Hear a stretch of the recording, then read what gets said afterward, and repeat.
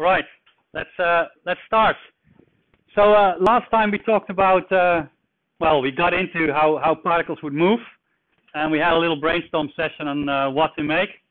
And next lecture on Friday, I'll highlight a few examples that you guys pointed out. So I'm in the process of finding some things that are really done, and then we'll talk about that. But today, I would like to continue that story a little bit, because there's obviously some questions if stuff can move that you might wonder about.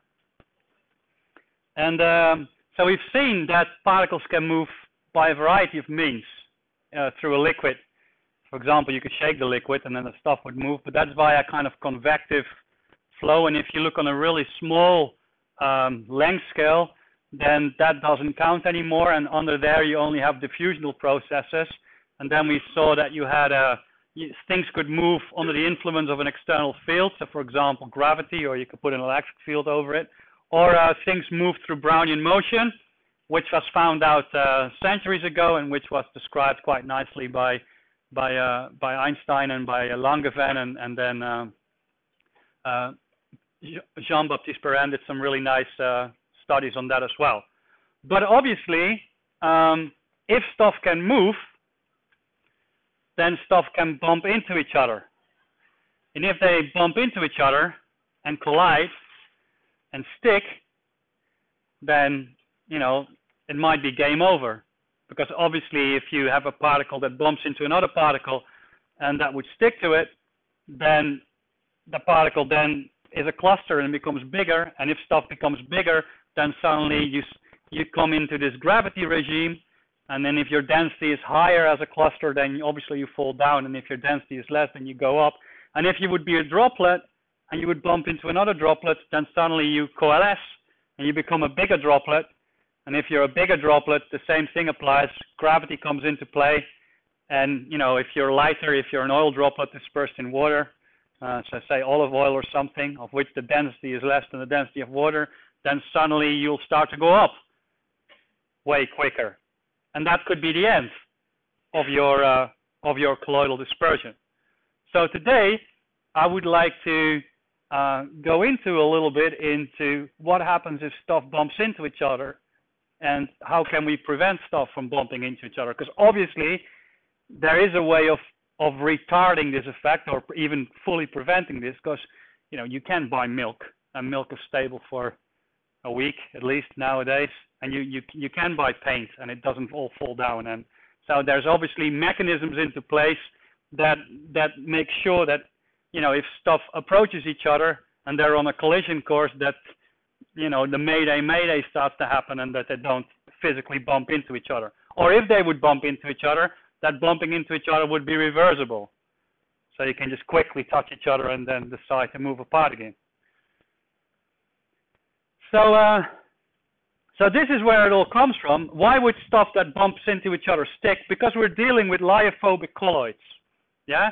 With a lyophobic colloid, I think the definition we coined in lecture number 1 is that the material itself doesn't really like the medium in which it's dispersed. So the medium is a bad solvent, so to speak, in this case. Yeah?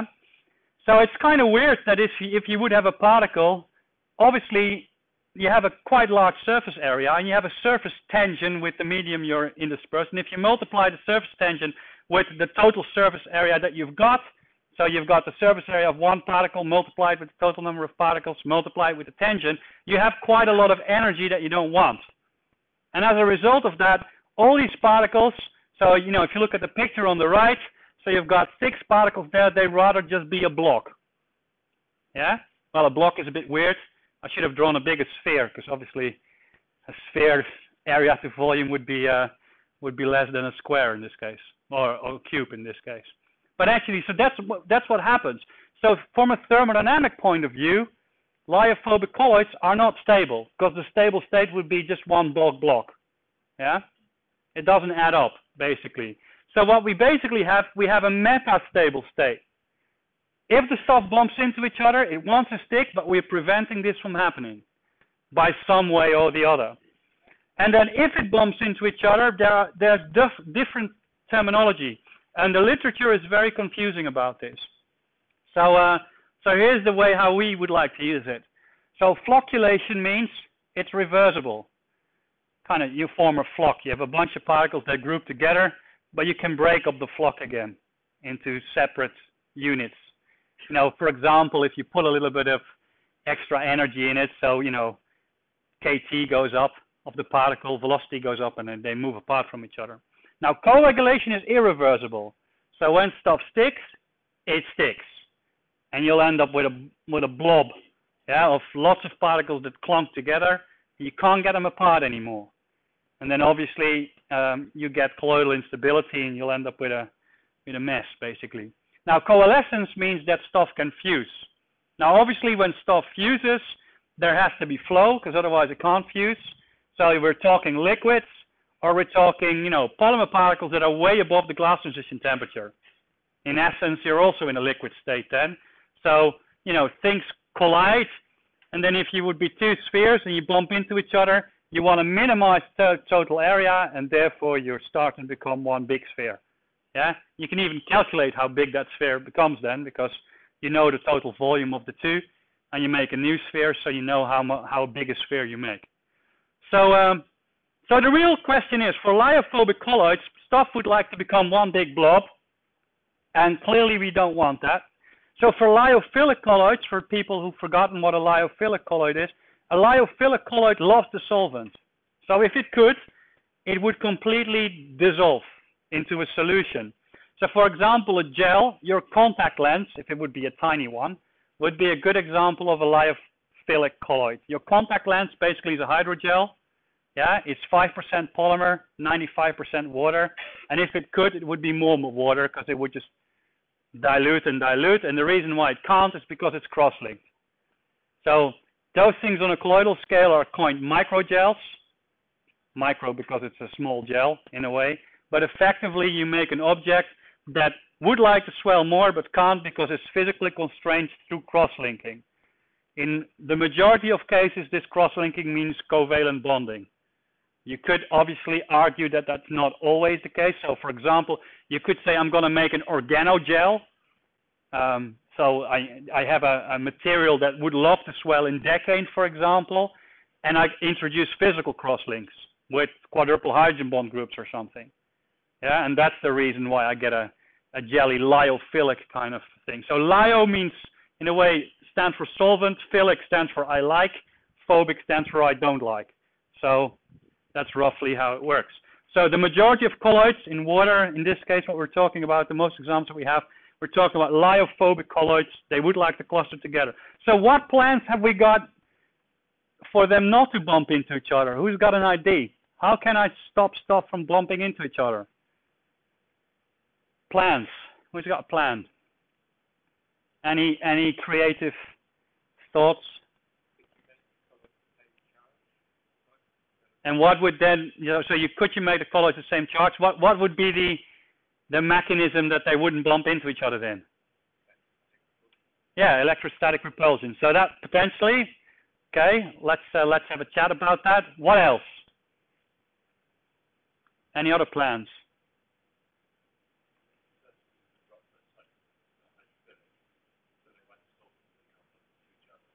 Yeah, okay, yeah, that's good.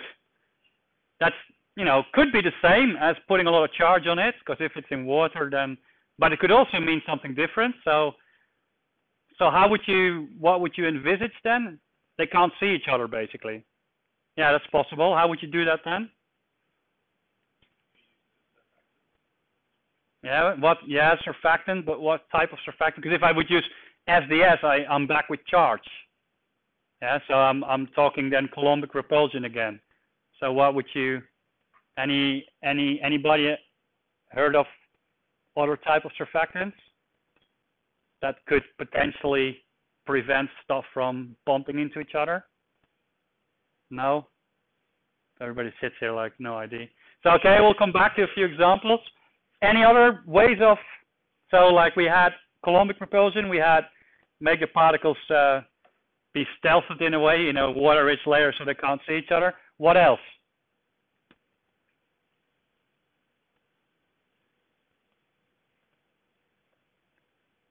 You could stop them from moving. Yeah, so you could potentially make sure that they stop, they can't move, and if they can't move, they can't bump into each other.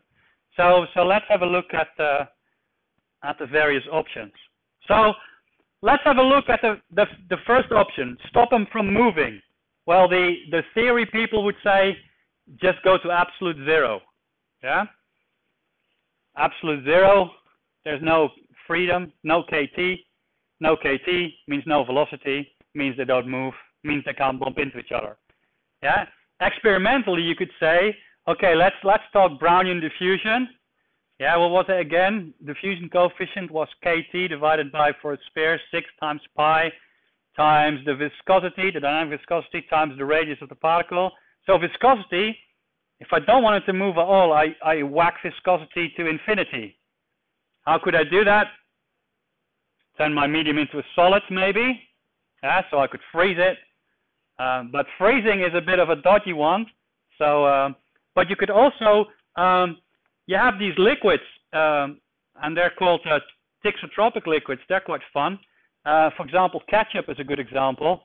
Ketchup is a pain to get out of the bottle because if there is no shear, and shear means distorting it with a force in a way, then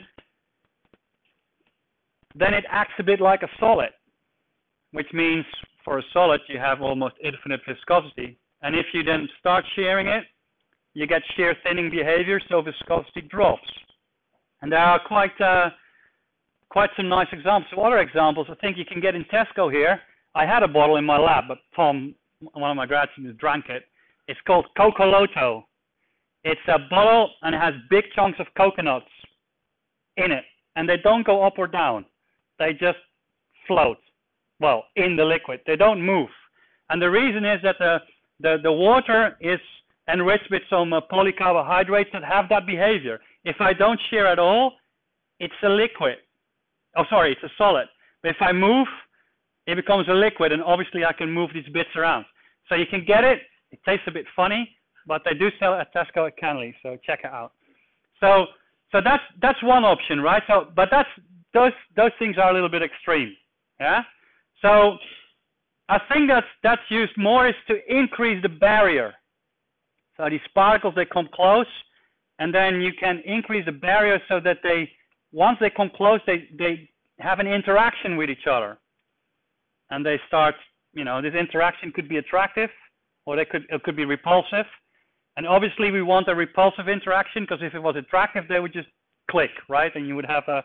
So we want to have a barrier there, and we want to have a repulsive interaction to retard this stuff from bumping into each other. So have a look. Let's have a look qualitatively today at a few different scenarios, and then we'll go into one in way more in depth. But today, just give you a qualitative overview. So. Someone set charge.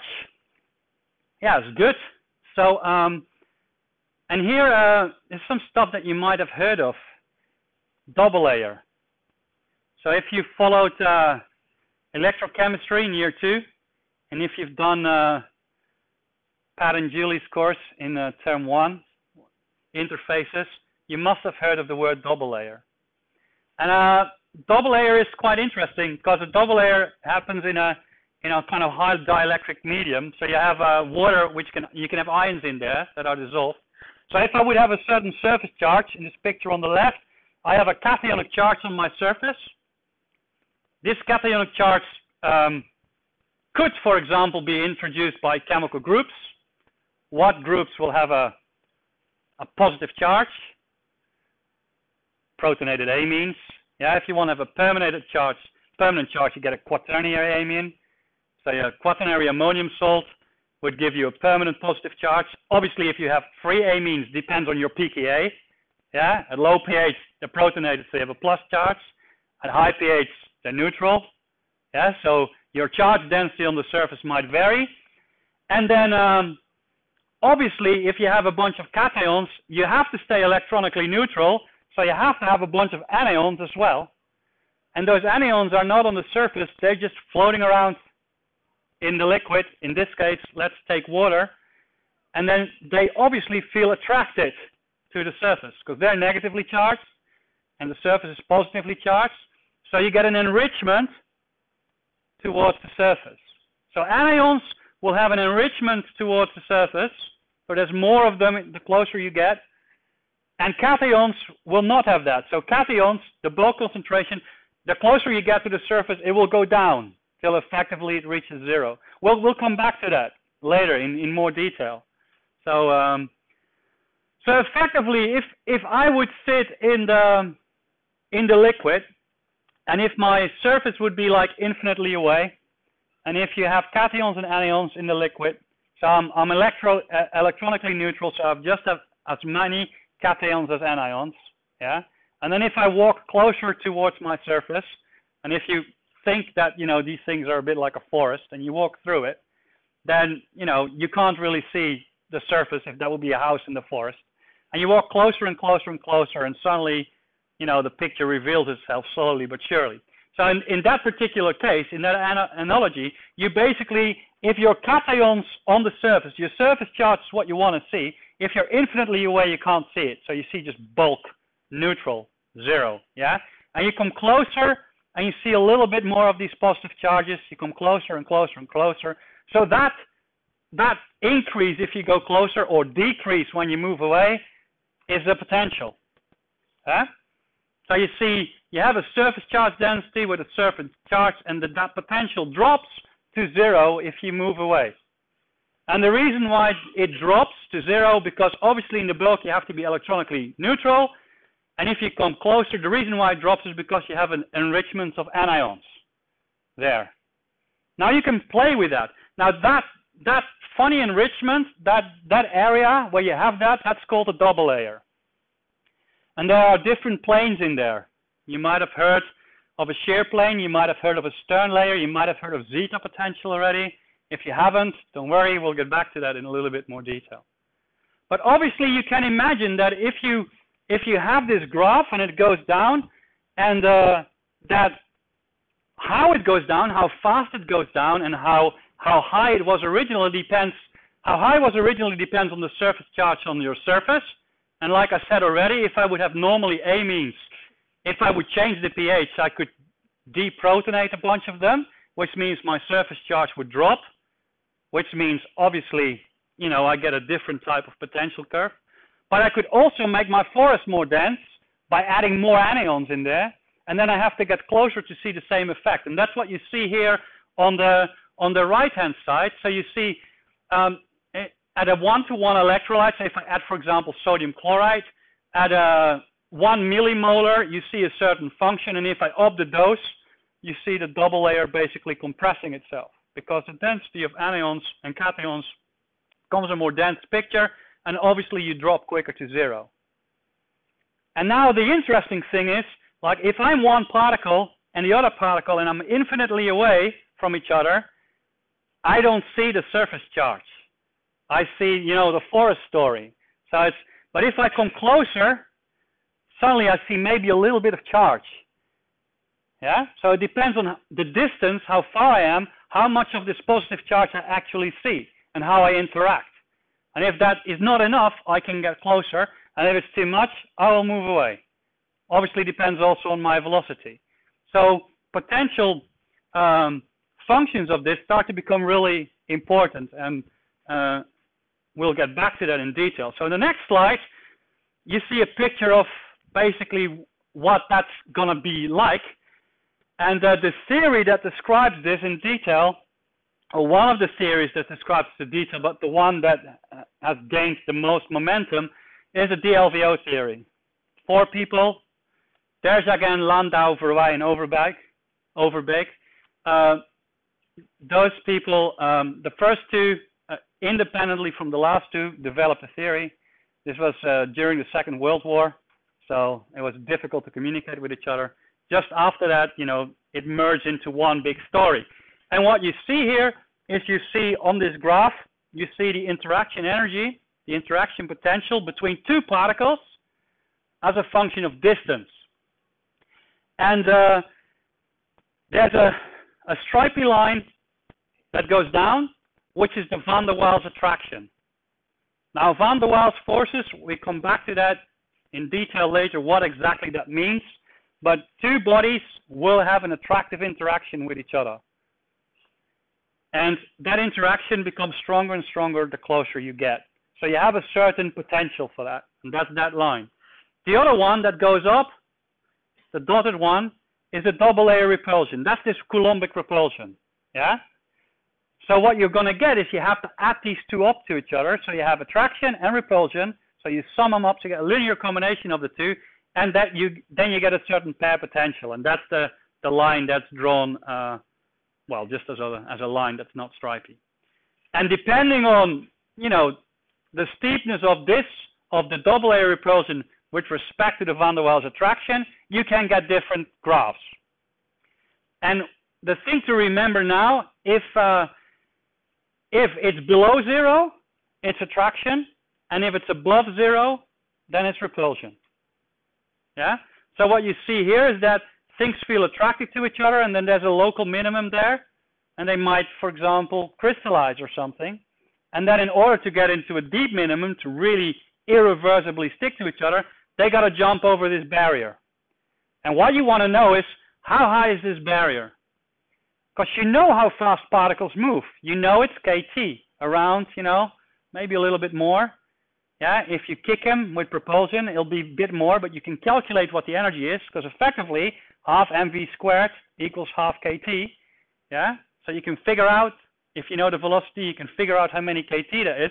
And this barrier needs to be higher, because otherwise it'll just, you know, go over it. And if it goes over it, it means it jumps into this minimum, and then it sticks. And you don't want it to stick. So a lot of people are dealing with calculations and simulations, but also measurements, to see where we are and how can we keep things stable under certain circumstances. So that's the DLVO theory. We'll spend a full lecture on that later. Okay. So here's this kind of stealthy story. So sometimes you can absorb molecules on the surface. And let's absorb really big molecules on the surface, so macromolecules. And there's different types of macromolecules that can do this. So, for example, if you pick carboxymethyl cellulose or polyvinyl alcohol, yeah, the backbone of polyvinyl alcohol is hydrophobic, right? It's effectively polyethylene, and then you've got OH group dangling off. So this thing is a little bit amphiphilic. It has hydrophobic characteristics, and it has hydrophilic characteristics, which means it could mediate at an interface to lower the overall interfacial tension. So it could absorb, yeah?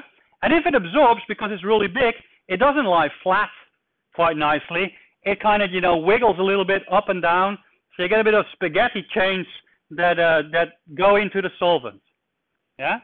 Obviously, you can make more complex polymers if you want. You can make block copolymers of tri-block copolymers. So the picture below, you have an AB block. One of the blocks likes the hydrophobic part of the particle, and the other block sticks into the water. Yeah? But again, what you'll see is that these things penetrate quite to a certain extent into the water phase. And with a certain extent, it means a couple of 100 nanometers even, sometimes. These particular ones, well, you can think about it, right? If you have an infinite surface and you land one, it can kind of relax and it can just spread out. And then obviously it will only wiggle a few nanometers up and down and spreads alongside. But if you increase the density, you'll get more loops because you want to have, you know, more of these things coming there. So the interesting one is you could potentially even like grow polymer chains from the surface into the solvent, as in a polymer brush. And if the brush density is really high, you can reach really, really far into the solution, like 500 nanometers or even higher sometimes. Yeah? So what happens now? So I have a hairy particle, let's call it a hairy particle with these brushes, and another hairy particle, and they come close. And then these hairs, they start to interpenetrate with each other. And then there's two effects. One effect is my hairs are going to lose some mobility. And they don't like that. They want their mobility back, yeah, because they get confined and they don't want it. The other effect is that if I interpenetrate, then locally my concentration of polymer goes up, which means the concentration of solvent goes down, which causes an osmotic pressure. Yeah? What basically means if my concentration of polymer becomes higher, it means I get an influx of solvent, Van 't Hoff, right? If I get influx of solvent, it pushes the particles effectively apart from each other. So those two effects, which is referred to as steric stabilization, causes a repulsive interaction. Yeah? So they come close, and as a result of interpenetration of the chains, you get a repulsive interaction and they move apart from each other. It's a very effective way of stabilizing stuff. Because if I add salt to this,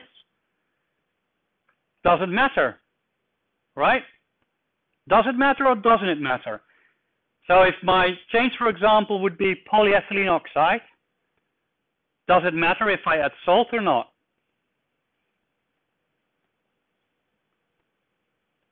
Any views on this?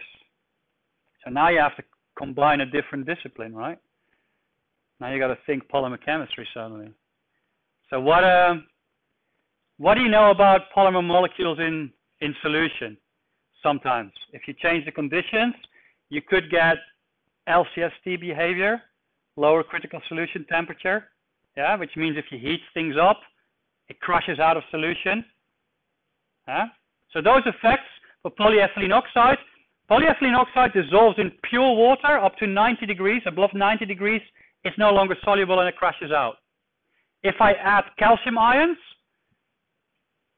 I'm severely going to reduce my hydrogen bond interaction, disrupt it, which means my LCST drops to a dramatic room temperature even if you add enough.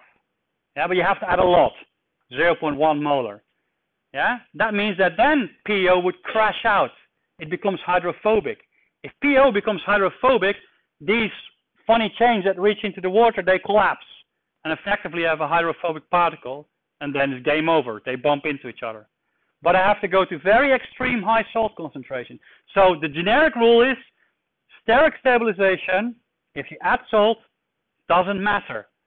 Unless you have a polymer that sticks into the solvent that shows an LCST behavior like PEO, and you add a lot of calcium. This is the reason, for example, if you do your clothes washing, if you have hot water, that you do not want to wash at hot temperatures.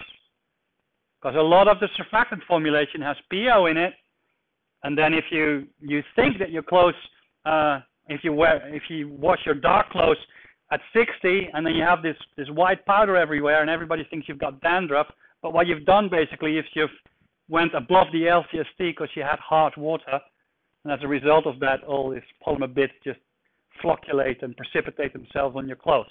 So the solution is to wash at low temperature or remove the calcium from your water. Yeah? Okay, so here's just a picture of hairy particles. So this is the example of polymer brushes.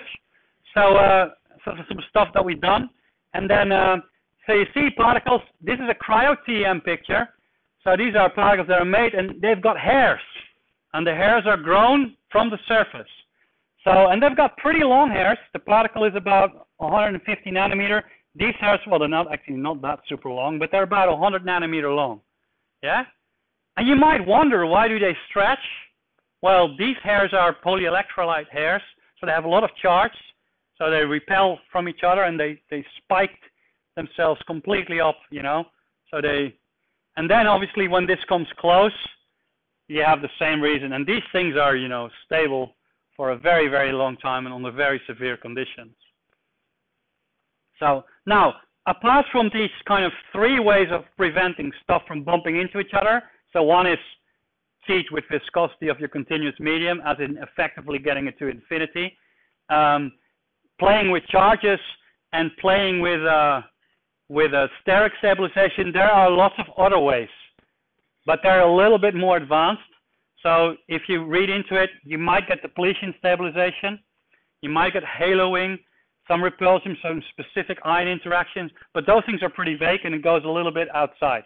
But you know, if you're interested, you can look those things up. let's go into one of the depletion things, but do the opposite, because it's very important in fresh water purification. Yeah. So here you see a picture of two large spheres, and I have a solvent and I have smaller spheres in this particular case. And the smaller spheres could be, for example, dissolved polymer, yeah, or could be a microgel, or could be a lyophilic thing, or could be particles. It doesn't matter. It's just a difference in size. Yeah. And then if these large particles, if they come close, then the small ones do no longer fit within the space in between here. They're too big. Yeah. Now I have the opposite behavior. Yeah. I have only solvent here with nothing there, and I have a lower concentration of water effectively on the outside. So now I get a flux of water basically goes, which basically creates the osmotic underpressure, which pushes the particles together. So this is called depletion flocculation. So it's the opposite. So now on purpose you push particles together. Yeah?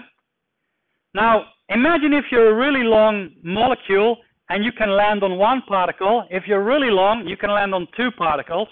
And that's the creative picture over here. That's called bridging flocculation. So you got to be careful with what you add. You know, sometimes you can have the opposite effect. Why is this important? Well, you know, this is to clean your wastewater. So I have a little video clip. This is a video clip from EASE, which is from the International Polymer Colloids Group, and they make these videos to promote colloid science, basically, to the wider community. And this is a contribution from the Key Center of Polymer Colloids of Sydney University. And what they did is they got what they called muddy water, which is water with a lot of crap in it, sand in this case. And they sprinkle this polymer in it, and they shake it a little bit. And what you'll see is that as a result of that, you get a combination of these two things. You get depletion and bridging. And with a little bit of luck, after they stop shaking it, the water becomes clear. And because it's sand in this case, sand has a higher density.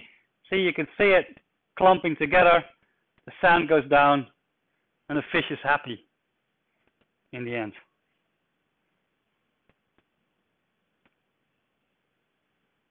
For the animal lovers amongst you, you can clearly see that the water level at the back is slightly higher, so there's a glass slide in between, so the fish has always been in pure water, just in case. Last year I showed the video and there were students complaining about animal cruelty. There's nothing cruel about it in this case. Anyway, so here you see water purification in action, right? So I thought it was quite a nice illustrative little thing to show.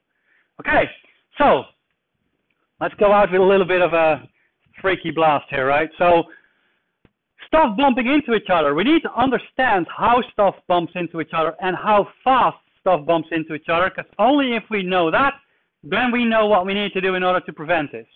Yeah? Now this equation looks scary, so we're gonna do it easier, but basically what it means, this large one, is the change in, so n is the number of clusters, and z is the number of particles in a cluster. So z is 3, I have 3 particles grouped together, effectively. So the change of a cluster as a function of time is basically the combination if you bump into each other. So I can make 3 if I have 1 and 2, yeah? So it's bimolecular combinations, or 2 and 1, yeah? Then I make a 3. So that's what this stands for. The half in front of it is because 1 combining with 2 is the same as 2 combining with 1, yeah? You can change that. And then the other one disappearing is if I have 3, that reacts with 1 or 2 and becomes 4 or 5 or 6, etc. Yeah? So that's effectively what you need to do. Well, you can see that that's really tough. However, there are people that think this is fun. Yeah?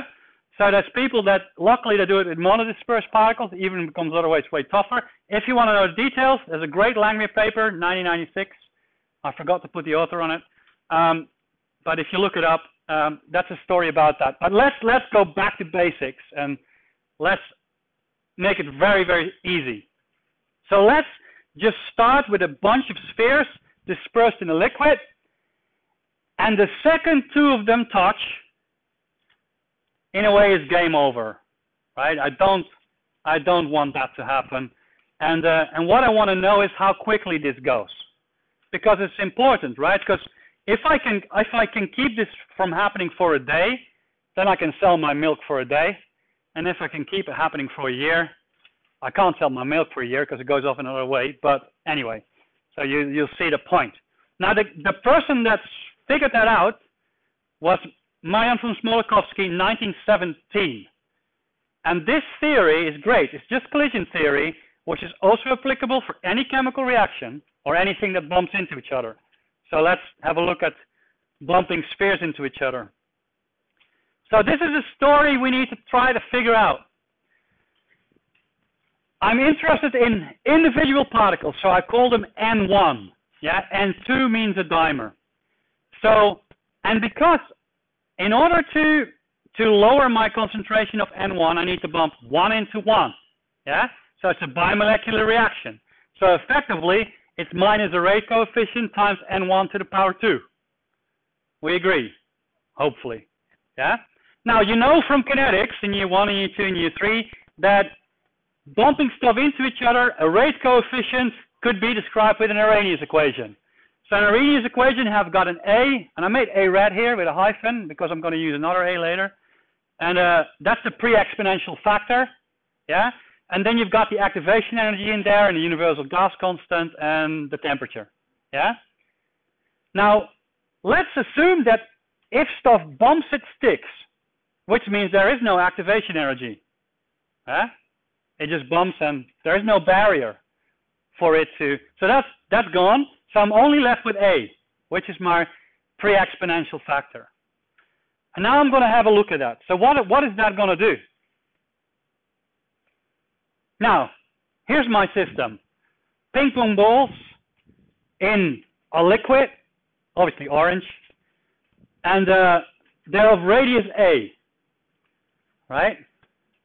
And the arrows there basically represent their velocity at a moment in time in that direction. Now imagine that you live on this central sphere, yeah? You don't have the overall picture. You're sitting on this sphere, like, you know, imagine that's planet Earth or something. You live here. So you see the relative velocity of the rest, right? And that's what you see. So, so obviously this one, the one at the bottom right, is heading for collision, right? Meteor impact, or in this case, just a sphere bumping into the other sphere. And we need to figure out how that goes. So how does that work? So for that, you need to know something about diffusion, which hopefully you've had in year 2. You must have heard of Fick's first law of diffusion. If you haven't heard of it, don't worry, there's the equation. So basically what you have a concentration gradient. So imagine here I go from dark orange to light orange. Yeah? Now, remember kind of osmotic pressure. Things like to distribute, right? So dark orange would like to become lighter, so you have basically particles moving from the left to the right. Yeah? In order to get, in the end, one color of orange, if that would be possible. Yeah? So now a flux is basically a movement of particles through a certain area. Now this is a 2D picture. So the area here is that line times the other dimension that I couldn't draw in a 2D picture. And I was too lazy to draw a 3D picture. But so effectively what it is, flux is minus the diffusion coefficient because I don't have any steering. Yeah? So it's just Brownian motion. And then it's basically the gradient is dn dr. R, in this case, I'm back to my spherical system. You could call it here dn dx if you want to. Yeah? But obviously if I'm talking about a sphere, I'm going to go to spherical coordinates. Now, here's a question. What are the units of J? So what are the units of flux? So let's Let's see. I have 4 answers possible. Voting time.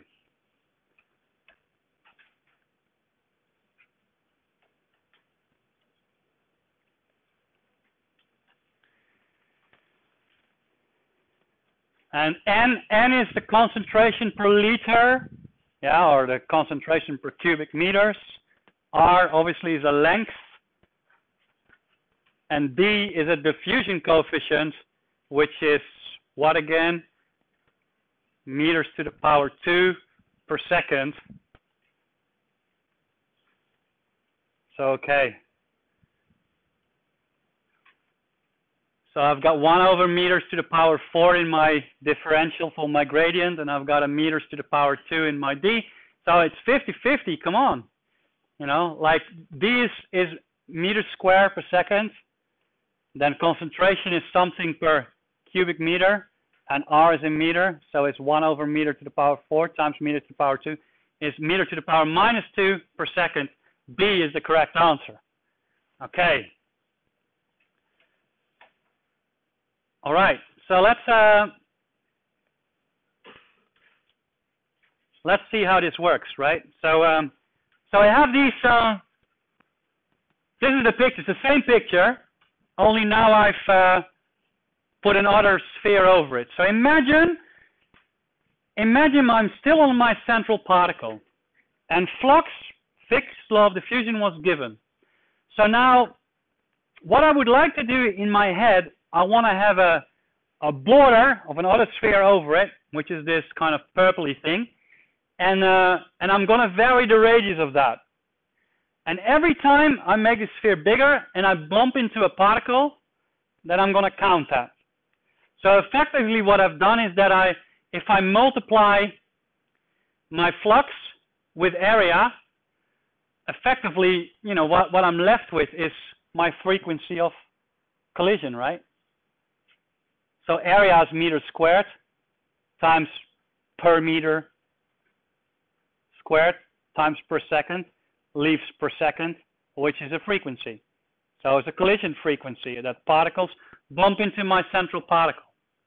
Now, because I'm sitting on my central particle, I assumed that didn't move, and D was the self-diffusion coefficient, but obviously I move as well, yeah? So total D is 2 times the self-diffusion coefficient of one of the spheres, yeah? So I got D1 plus D1 is the mutual one. So that's where we are. So we were left with this thing now. Okay. So there we are. Here's the next step. So in order to solve this story, I need to separate the variables and I need to integrate this thing. So the following expression, what I've got AJ divided by 8 times pi times D1. I had D in the previous one, and D was 2 times D1, so that's why it's 8 now, yeah? I have dr over r squared, and on the other side I've got integrating dn. And now I need to know my boundary conditions. So what are the boundary conditions? I have to integrate r from what to what, and I have to integrate n from what to what. And I have A, B, C, D, E, and F. I have 6 answers possible. So what have we got? So let's open up and let's have a vote on this. See what people think. 6 answers possible.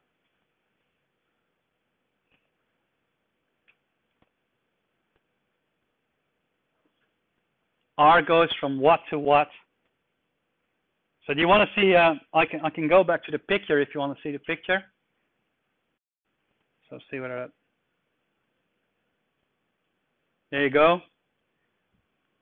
So R is defined from the center of the sphere, towards the outside, and is basically the radius of my purple zone. And A is the radius of my sphere. Little a is the radius of my sphere. So that's what a picture looks like. So let's go back to. So what do people think?